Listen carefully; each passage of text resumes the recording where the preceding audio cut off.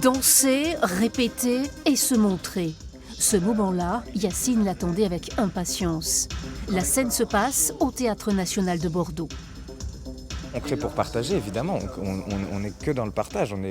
Sinon, il n'y a pas de fin. Enfin, on pourrait écrire, il y a un processus d'écriture qui se fait seul, mais on a tout de suite envie de le partager avec les gens pour pouvoir... parce que c'est un besoin, tout simplement. Ouais. Comme une ruche qui bourdonne, après des mois de sommeil forcé. Le TNBA ouvre ses portes à un public de professionnels, une centaine de programmateurs venus de toute la France.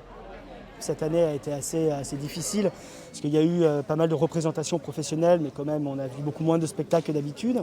Avignon l'année dernière c'est pas fait, cette année va se faire encore dans un contexte un petit peu particulier. Donc effectivement ce genre de festival est tout à fait l'occasion de pouvoir rencontrer d'autres équipes. Cet événement est une répétition générale avant le jour J.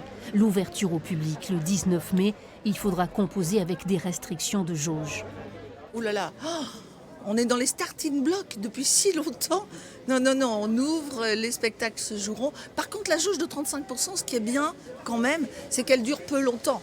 Normalement, le 9 juin, on ouvre à 65%, c'est déjà pas la même chose. Presque un retour à la vie d'avant Covid.